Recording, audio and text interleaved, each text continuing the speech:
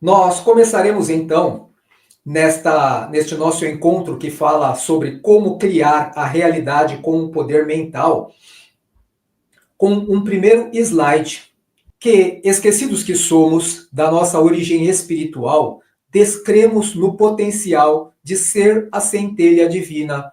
Sim, nós somos a centelha divina do Criador. Se todos nós somos crentes na existência de um poder diretor que nos criou, enfim, para alguns Deus, para outros outras concepções de acordo com a sua cultura ou religião ou religiosidade, nós sabemos que temos uma origem e somos dotados de todos os poderes, somos a centelha divina desta origem criadora, esta origem maior. Costumamos dizer das coisas que nós não compreendemos, que são coisas da minha mente. Olha, eu tive a sensação de que tem alguém perto de mim. É coisa da minha mente. Ah, eu tive uma sensação de angústia, de perigo. Ah, é coisa da minha mente. Algumas vezes nós somos um pouco mais crentes e dizemos que estas coisas são inspirações ou são intuições. E isto é bem verdade. Já é um bom ponto de partida quando cremos na intuição e na inspiração, porque isso nos auxiliará a dar o próximo passo. Sem isso, nós estaremos perdidos e veremos em slides mais adiante, quando começaremos a propor alguns exercícios, como é que a nossa mente se encontra turva, obliterada de possibilidades reais e concretas de desenvolver o seu verdadeiro potencial, o potencial criador.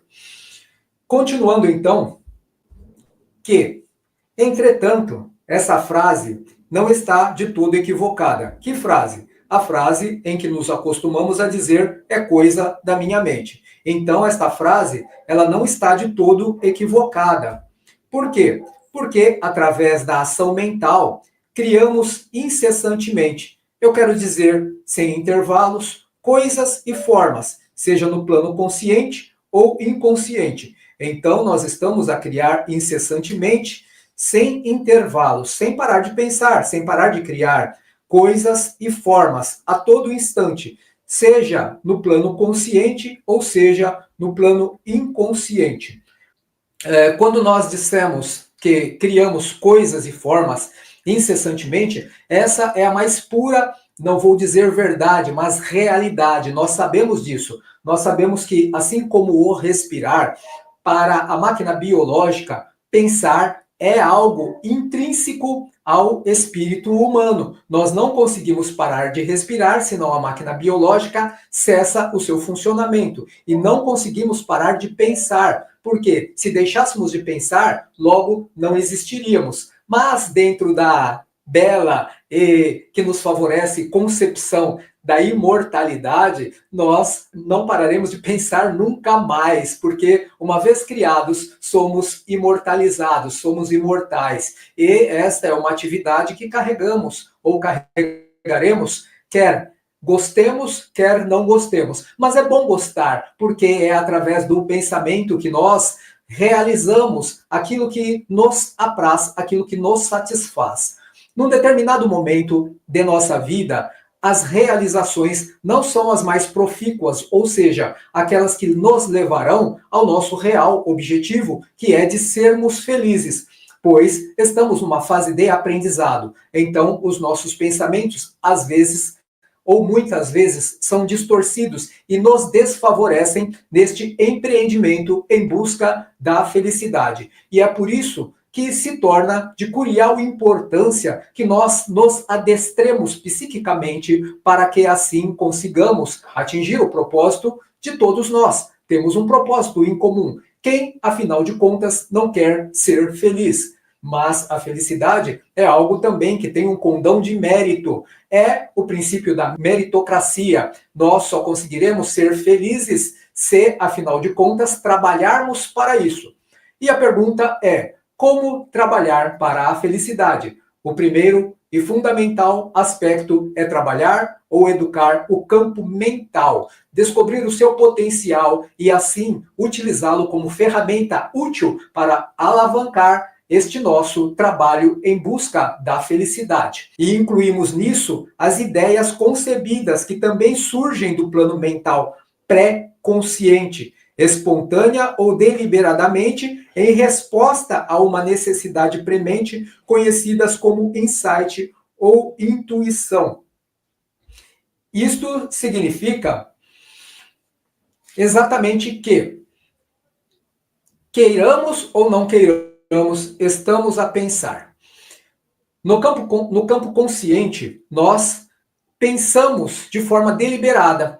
Por exemplo, eu tenho que pagar uma dívida. O que eu faço? Eu vou, hoje em dia, lá, pego o meu celular, entro no aplicativo do banco e começo a realizar uma operação. Eu estou fazendo uma elaboração consciente, cognitivamente consciente, ativando o fator cognitivo para determinar quando, como, quanto eu deverei pagar, por qual meio estou usando o celular. Está tudo no plano consciente. Mas existem outras coisas que estão no pré-consciente. Temos o consciente, o pré-consciente e o inconsciente. Essas coisas que estão no pré-consciente, elas vêm, ora, deliberadamente, mas na maior parte das vezes não. Elas vêm espontaneamente, de acordo com uma necessidade premente. Do tipo, vamos continuar com as nossas dívidas, que é algo comum que todos estão acostumados. Veja bem, acabou, fechou o mês e eu tenho as dívidas para pagar. Estas minhas dívidas, o orçamento excede, ou seja, os valores a pagar excedem os meus ganhos mensais. O que eu farei? Neste momento, no plano consciente, não há expectativa alguma, porque os recursos financeiros ou os valores que eu recebo, a minha renda mensal, são insuficientes. E eu começo a ter insights ou ideias. Estes insights ou ideias são arquivos que vêm do pré-consciente. Ou seja, eu começo a trazer estes arquivos para o consciente para achar uma solução. Como assim? Veja bem, eu posso, de repente, fazer um trabalho extra. Por que eu falo isso? Veio espontaneamente de nenhum lugar esta ideia? Não, ela veio de algum lugar, de alguns arquivos que eu já tinha. Eu sei que, ou já tomei conhecimento, por algum amigo que passou por essa experiência ou por coisas que eu testemunhei, que há a possibilidade, dentro de um horário que eu tenho reservado, em que eu não estou ocupando, a não ser com o meu descanso, de incorporar uma atividade extra neste período, entre aspas, ocioso. E assim prover o meu orçamento, a minha renda mensal, de algum outro recurso. Ou então fazer um empréstimo bancário, por exemplo, que eu digo que não é recomendável.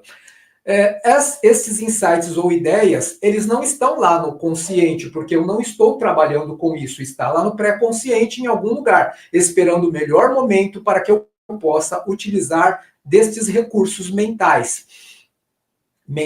Depois falaremos de mento-emocionais. Esta é a ideia bem abreviada de insights, de ideias, de pensamentos, que nós também utilizamos o termo intuição ou inspiração. Inspiração, aquilo que vem de fora, intuição, aquilo que já é anímico, que faz parte do meu arquivo de conhecimento, gerado através, como nós dissemos na aula passada, das diversas experiências desta e de outra vida que nós vimos reunindo ao longo da nossa imortalidade. E a inspiração, também já dissemos na outra aula, é algo que vem de fora. Se você tem a crença de que a imortalidade é um fato, lembremos, portanto, que somos cercados num plano dimensional diverso daquele que nós nos encontramos, de outras inteligências sencientes que estão a interferir benevolentemente ou não em nossas vidas. Simples assim. Então, isso seria a inspiração, que pode ser ótima, dependendo da qualidade daquelas inteligências que interferem em nossas vidas, como também pode ser uma interferência não agradável ou desagradável, dependendo também, obviamente, do convite que eu faço. Se a mente é ociosa, se eu não me preocupo em adestrar a minha mente, obviamente uma mente ociosa favorece a qualquer espécie de interferência.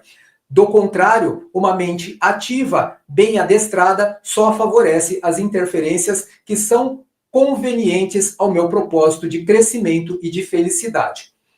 Fácil de entender. As coisas e formas, obviamente estamos falando das coisas e das formas que nós criamos, elas podem surgir espontaneamente e poderão emergir de qualquer setor do plano mental como resposta ao meio externo ou ao movimento interno, que é a memória emocional. As elaborações mentais, que são prementes, aquelas que eu interajo com frequência, estão no plano consciente. Outras só são acionadas ou só serão acionadas quando houver uma necessidade, uma urgência, de forma mento-emocional, ou seja, extraídas das construções mento-emotivas internas, os meus arquivos ancestrais, ou então recebidas de forma inspirativa de dimensões ou de inteligências em outras dimensões, outros planos de vida.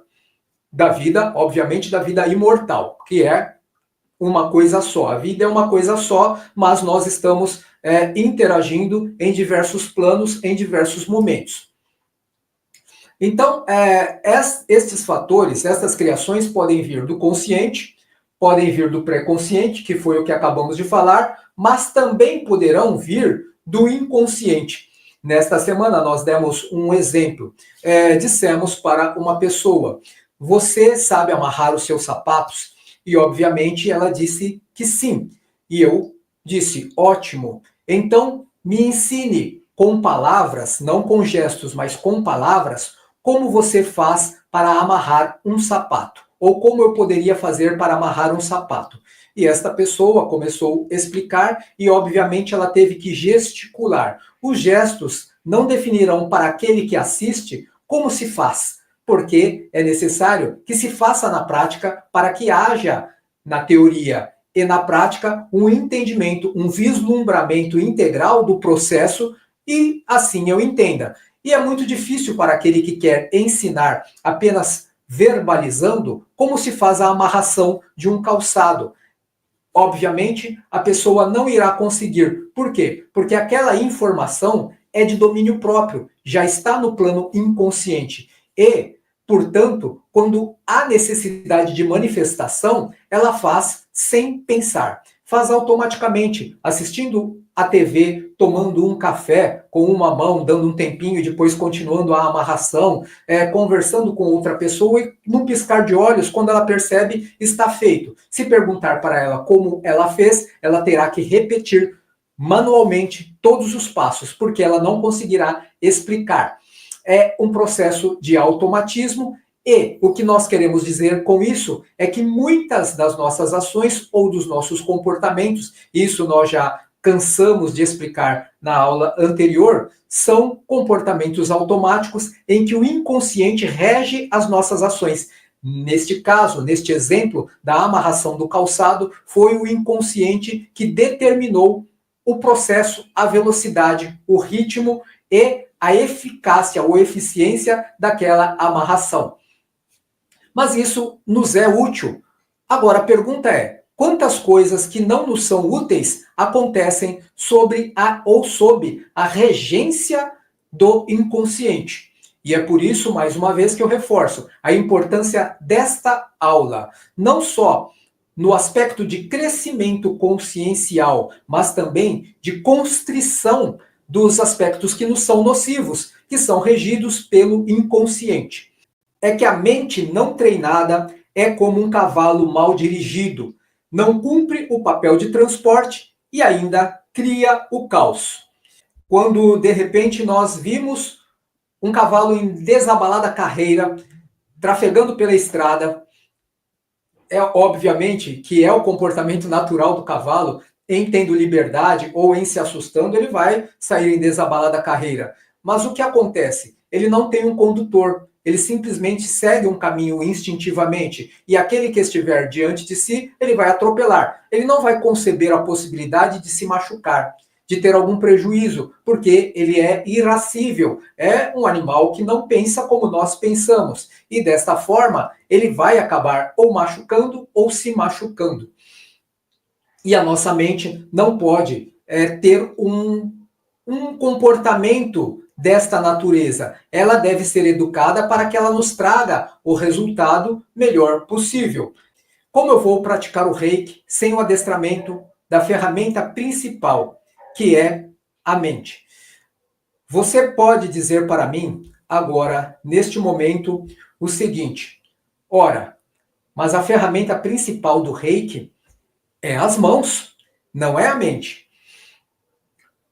Eu gostaria, como eu sempre digo, que se você já pratica o Reiki há algum tempo e, porventura, tenha esta dúvida divergente daquilo que eu falei agora, de que as mãos são a ferramenta principal, deixe por apenas alguns instantes a sua malinha de ideias pré-concebidas atrás da porta, para que você possa entender aquilo que eu estou a trazer. Sim, as mãos são uma ferramenta. Se você não assistiu às nossas aulas anteriores, eu convido ou sugiro que assista, porque nós falamos da importância dos chakras palmares e falamos que a mão ou as mãos são uma ferramenta ancestral que nós vimos usando há muito tempo e por isso elas são a ferramenta ideal para a maior parte das atividades que nós realizamos, excetuando as atividades que são de ordem energética, porque elas exigem um direcionamento ideal que se faz através da mente. Então, nós não captamos as energias para o Reiki, ou a energia universal, a energia Rei, energia vital, não interessa o nome que você dê, pura e simplesmente porque erguemos as nossas mãos. Porque erguer as mãos, nós erguemos a todo instante. Não é assim que fazemos quando estamos numa danceteria ou numa balada, estamos dançando, nas festas de carnaval estamos dançando, às vezes quando vamos dar sinal para um ônibus, ei, para um táxi, ei. Isso não significa que estamos naquele momento fazendo a captação da energia universal. Pelo menos não a estamos fazendo com propósitos bem orientados, tal qual é o propósito do Reiki. Então, quando nós fazemos a captação dessas energias e erguemos a mão ou as mãos, é simplesmente porque nós nos acostumamos a fazer todas as coisas através das nossas mãos. E inconscientemente ou conscientemente, não importa, nós erguemos as nossas mãos para fazer a captação desta energia universal. Mas o que capta, na realidade, é o magnetismo consciente do indivíduo humano. É o ser senciente que, pela ação da vontade, atrai esta energia para um propósito bem definido, que é a prática do Reiki. A prática do Reiki não é captar pelas mãos e doar pelas mãos. As mãos movimentam a energia coletada pelos chakras, mas é a mente quem lhe dá a qualidade e a direção necessária ao propósito definido. Dá-se, assim, por se dizer, um impulso irresistível à energia. Ou seja, energia, você vai servir a tal propósito agora. Isso se faz através da mente, não através da mão ou através das mãos. A mente, sem o adestramento para um objetivo criativo, é um vácuo escuro, onde a energia criativa atua livre e clandestinamente nas sombras. É o seu cavalo selvagem. A mente, mal adestrada, mal dirigida, é um vácuo escuro. É simplesmente um vácuo escuro. Exemplo, se eu pedir para você que me assiste, ou a maioria de vocês, que faça o seguinte exercício. Feche os olhos e se veja agora noutro cômodo da sua casa. Pode ser a sala, o quarto. Você não conseguirá ver senão uma parca experiência de uma parede ou de um objeto. Se eu pedir para você se virar, se movimentar, andar. Isto, na concepção do plano mental das possibilidades da mente naquele ambiente, você dirá para mim, a maioria das pessoas dirá, a maioria, salvo alguns que já sei, que eu sei que conseguirão, por algum motivo de adestramento que pode até não ser da existência presente, mas que já vem desincumbindo ou desempenhando a longas datas por muitas existências e agora tem facilidade. Mas a maior parte das pessoas dirá, eu não consigo, ou eu não consigo pior, ou eu não consigo ver sequer este ambiente. As pessoas não conseguem. Por quê? Porque foi colocada ou posta uma limitação, uma crença limitante de que a vida real ou a realidade dela é o mundo presente. É este estágio encarnatório em que ela se encontra, onde as possibilidades de locomoção só são realizadas quando eu me ergo, quando eu me levanto através do mecanismo biológico. Quando eu pego um Uber, um táxi, um ônibus ou um avião, eu consigo me deslocar de um local para o outro. De outra forma, através da ação mental, as pessoas não conseguirão. Como as pessoas veem, então, este cenário que nós pedimos para que elas vissem? Elas veem exatamente desta forma aqui. Cerrados os olhos, ela se impossibilita a qualquer espécie de interação. Em criando padrões energéticos, nós vamos sair deste estado de escuridão que nós estamos agora e já começamos o exercício. Então eu quero que você se lembre que, fechando os olhos, você se encontrará nesta situação. Mas agora eu quero que você comece a criar o primeiro padrão energético. E o primeiro padrão energético seria esta bola de luz, uma bola de luz dourada, que vai irrompendo este padrão escuro de escuridão. É um pequeno ponto luminoso que começa a crescer, a crescer, a crescer. E quando ele estiver criado, você deverá mantê-lo. O que eu quero dizer com isso? Que nós estaremos agora exercitando a criação de um padrão energético. O primeiro passo é a criação. Depois que nós criamos, por um condicionamento que nós temos, este condicionamento de que fechado o olho eu não consigo fazer mais nada, agora nós exercitaremos o seguinte: eu vou criar este padrão energético. Onde eu vou criar? Eu estou com os olhos fechados, eu estou criando este padrão energético aqui na minha mente.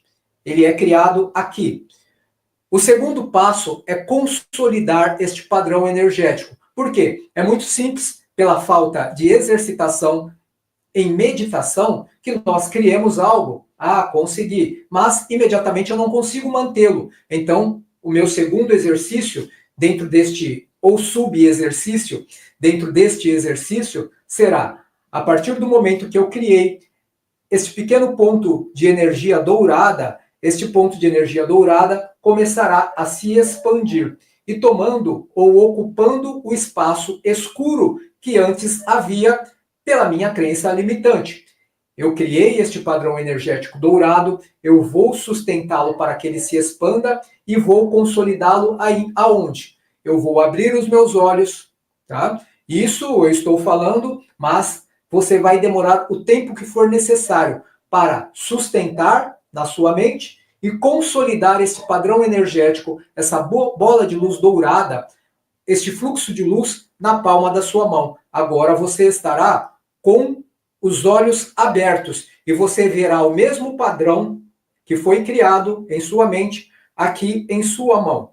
Você não vai só ou apenas ver este padrão energético, mas você também deverá sustentá-lo para que ele não desapareça, ou seja, consolidá-lo e sentir a sua densidade atuante em movimento na palma da sua mão.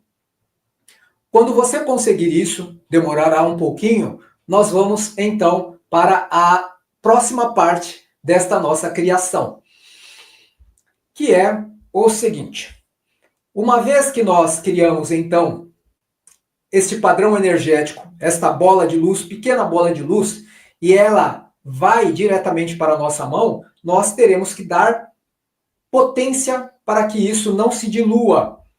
Então, esta bola de luz que está surgindo vai ficando mais definida, um pouco maior, não oscilante, tanto quanto estava aqui, mas mais consistente e definida. É este o exercício que eu vou fazendo enquanto eu projeto esta energia na palma da minha mão. E, por fim, ela estará plenamente consolidada. Eu criei, então, este pequeno ponto naquela área escurecida que era a mente mal adestrada.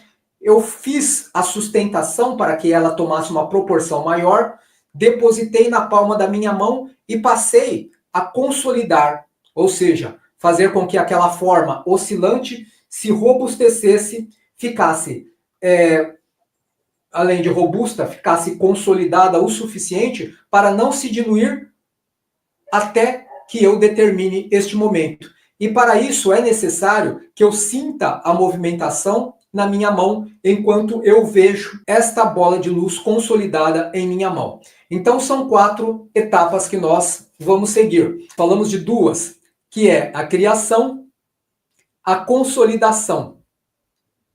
O próximo passo das 4 etapas, o próximo passo é da diluição. É o efeito reverso. O efeito reverso é necessário para o adestramento. Então, eu consolidei, criei, consolidei. Está aqui na palma da minha mão. Não desaparece mais até que eu determine. A terceira etapa é da diluição. Eu vou diluir tudo isso novamente. Eu diluí, não existe mais. Não tem mais nada. Não sinto, não vejo com os olhos abertos. E a última etapa deste exercício, e ele é sistêmico, nós faremos e repetiremos outras vezes, até que nós tomemos o domínio, por assim dizer, completo desta exercitação. O quarto passo é a recriação. Quando nós recriarmos este mesmo padrão energético, nós já não faremos mais como fizemos na primeira etapa, criar na mente. Nós já criaremos de olhos abertos imediatamente aqui na palma de nossa mão. Uma vez que nós conseguirmos fazer isso uma vez e repetirmos sistematicamente, nós estaremos aptos a criar outros padrões energéticos, visando o quê? No trabalho com o Reiki, criar elementos curativos. Por que você está dizendo isso? Se eu já fiz vários cursos de Reiki e ninguém nunca me ensinou. Simplesmente porque nós associamos ao Reiki outras técnicas. E uma das técnicas que são associadas ou que é associada ao Reiki é a técnica ou as técnicas da cromoterapia e a cristaloterapia. Muito úteis, diga-se de passagem. Entretanto, nós devemos lembrar que tais técnicas, as quais nós utilizamos subsidiariamente para potencializar os resultados terapêuticos através do Reiki, elas são práticas também energéticas, as quais nós não controlamos. Isso mesmo, nós não controlamos. Nós utilizamos as características terapêuticas dos cristais ou das cores, a função, a vibração das cores, de acordo com o tipo de cor, cada cor tem uma função terapêutica, sem direcionar através da mente. Eu simplesmente digo o seguinte, mais adiante nós veremos ainda nesta aula algo sobre a cromoterapia. O azul, por exemplo, é um sedativo e analgésico. Eu pego o azul, a cor azul, numa iluminação dicróica, aquela lâmpada dicróica, e coloco sobre um determinado local onde o meu consulente ou cliente diz que está sofrendo de um incômodo, de uma dor. E este é o trabalho terapêutico. Ótimo, funciona muito bem. Mas o que nós queremos aqui em Dominando o Reiki original é fazer o mesmo processo que o mestre Usui fazia quando ele nos ensinou, ou quando ele ensinou o Reiki aos seus discípulos e depois chegou através de outros discípulos até nós, sem a utilização de outros recursos terapêuticos. Enfim, sairmos da da dependência de elementos terapêuticos materiais para um crescimento consciencial que nos possibilite explorar ao máximo o dom ou os dons da centelha divina, que somos nós. Então é este o exercício ou esta a proposta de o nosso curso, Dominando o Reiki Original. Então entendemos, baseados nisso, que nós podemos criar, consolidar o padrão energético, diluir esse padrão energético e recriar. E quanto mais eu faço esse exercício, mais rápido eu consigo recriar na minha mão. E depois da minha mão, eu vou utilizar dentro dos meus atendimentos terapêuticos.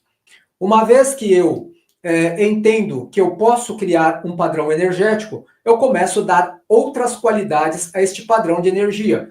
As qualidades ligadas à cromoterapia ou à ciência da cromoterapia. O que nós falamos acerca da cor azul, deixamos a página 149 aberta, uma foto, para explicarmos que todas as cores e suas funções terapêuticas estão neste livro, a partir da página 149. Tá?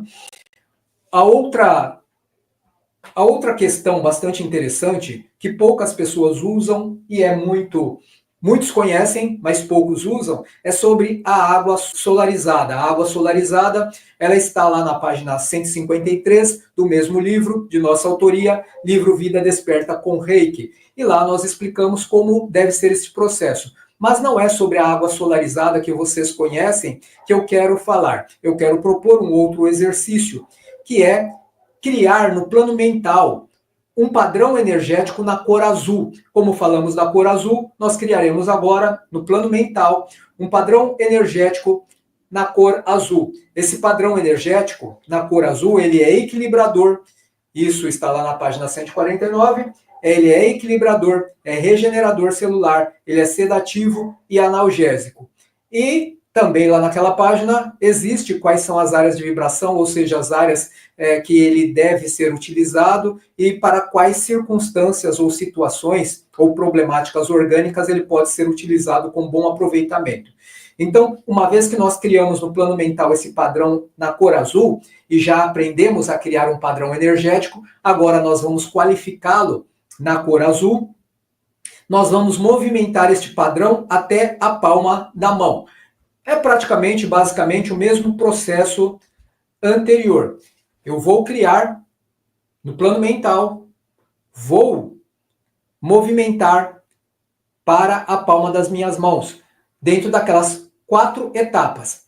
A criação, a consolidação, para que ele não se dilua enquanto eu não determinar, mas desta vez eu não utilizarei os outros 2 passos, que é da diluição e da recriação, que são passos que nós transmitimos para que haja um adestramento maior, ou seja, um maior domínio sobre a prática. Agora eu só vou criar, obviamente, depois que eu exercitei bastante a criação, agora, neste segundo exercício, eu vou criar este padrão energético, vou qualificá-lo com a cor azul na palma da minha mão. E vou depois fazer uma outra coisa que está no próximo slide e nós passaremos aqui para vocês entenderem. Já estou com o padrão energético na cor azul em minha mão. E é este padrão energético, mais ou menos, só para que vocês tenham uma ideia, do que estará a ser criado. Mais ou menos vocês visualizarão algo desta natureza. Não precisa ser exatamente assim, mas desde que seja um padrão azul. Ah, mas qual tonalidade de azul? Não importa. Crie o padrão azul. E depois vocês melhorarão a sua capacidade de modificar as tonalidades para um tom mais forte, um tom mais ameno. Isto deverá estar na palma da sua mão. E depois a parte essencial do trabalho, que é, neste exercício que foi proposto, é criar um padrão cromoterápico de acordo com a tabela da página 149. E depois nós vamos administrar este padrão em um copo com água, modificando-lhe as propriedades para um elemento medicamentoso. Como isso funciona? Nossa, depois que eu criei o padrão, eu vou colocar no copo d'água este elemento, eu vou ter que transmutar esta água para um elemento medicamentoso, você poderá fazer de duas formas. Você poderá criar este padrão e, obviamente, esta seria uma parte mais avançada, e determinar a este padrão que ele seja o próprio medicamento. E quando você colocar este padrão no copo d'água, você só terá que mentalizar a sua diluição, ou seja, se tornar homogêneo junto com o elemento líquido. Este é o primeiro. Mais difícil, eu concordo. O mais simples será criar o padrão na sua mão, pois, como ele já é um padrão azul e você consolidou-o como um azul, ele está consolidado, está firme, ele não se dilui, não se altera, você depositar no copo d'água apenas mentalizando a sua diluição, porque ele já é um padrão cromoterápico na cor azul e ele vai fazer o seu papel modificando o campo ou modificando as qualidades vibratórias do elemento líquido dentro das características, ou seja, dentro das propriedades daquele padrão cromoterápico azul, que é sedativo, que é analgésico, que é regenerador celular. Ele fará o trabalho. Por que a primeira forma de você mentalizar a modificação e não apenas colocar o padrão e vê-lo se diluir na água é mais difícil? Por quê? Quando você mentaliza a modificação das moléculas de água, você já está em um outro nível de exercitação. Quando você apenas coloca o padrão, seria semelhante a você pegar uma luz dicróica e utilizar como recurso cromoterápico, ou um cristal na cor azul e colocá-lo em um determinado chakra, em um determinado local, para que a própria vibração natural ou da luz dicróica ou do cristal faça o trabalho. Nestas circunstâncias, você não estará interferindo na vibração, você estará apenas utilizando os recursos já pré-formados da luz dicróica ou do cristal para aquela finalidade. O segundo exemplo já é mais avançado, porque além de fazer a criação mental e depositar, você estará determinando a cada elemento molecular ou a cada molécula a cada molécula daquele elemento líquido, que ele adquira as propriedades que você quer. Então, Reiki, eu cuido do outro, não apenas me disponho a fazer a imposição de mãos, mas eu determino a energia, o que ela deverá fazer. Reiki com cristais. Eu faço o Reiki e uso os cristais para potencializar, porque muitas vezes eu não tenho uma prática o suficiente para fazer a modificação das propriedades da matéria molecular, seja do corpo orgânico ou seja do corpo energético, eu utilizo os recursos dos cristais e da luz dicróica, cromoterapia, porque eu ainda não estou consolidado o suficiente na minha prática e eu preciso de acessórios, tá? Terapias ou práticas ou técnicas acessórias para complementar a minha terapia com Reiki. Este é o propósito o nosso curso Dominando o Reiki Original. É desenvolver essa competência, que era a competência do mestre Usui, que vocês viram noutra aula, que o Usui sequer utilizava, em muitos casos, muitas vezes, as mãos para o toque áurico, ou o toque nos corpos energéticos, para sentir. Às vezes ele simplesmente parava e ficava a observar, para encontrar o Biosen. E depois tratar, através do Biosen Reikan Ho. Então é isso que nós queremos que você entenda. Como você pode fazer isso? Uma vez dito isso, nós vamos para o próximo slide. Passaremos a criar, é o nosso último exercício, formas harmônicas. Este é um exercício que exige uma maior e mais complexa elaboração mental. São formas diferentes dos círculos ou bolas de energia. São elaborações mentais mais complexas, tá? E o nosso exercício parece que nós exageramos. você exagerou, você não quer que eu crie uma flor. Parece difícil, mas na realidade é a forma mais singela que nós temos para este exercício, por vários motivos. O primeiro motivo é que a rosa é um dos elementos da natureza mais perfeitos que nós temos. Se não o mais perfeito, um dos mais perfeitos, mais harmônico em sua forma, mais aprazível em seu aspecto tátil, no tocar, no sentir, e também ele nos aguça um outro sentido, além do sentido visual, que é o sentido olfativo. Por isso, a rosa não é a forma criativa mais difícil de se produzir.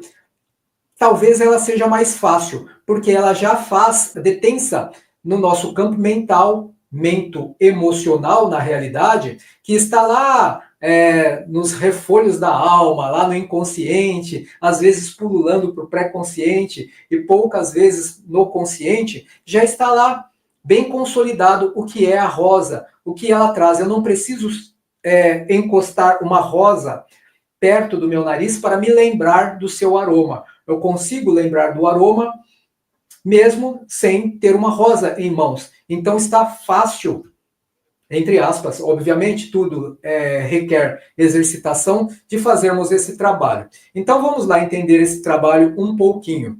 Aqui você deverá não só criar uma forma mais elaborada em seus detalhes, mas atribuir-lhe as nuances de tonalidade e cor. Percebam que a rosa não é totalmente branca, ela tem uma nuance no seu miolinho, que é um pouco próximo do amarelo, um pouco próximo do rosa. Talvez, se você quiser também, crie as folhas na sua própria mão, não é necessário, as folhas são esverdeadas, mas se você sentir uma maior facilidade ou conseguir evoluir mais rapidamente, também faça esse exercício. Mas por hora, apenas a flor.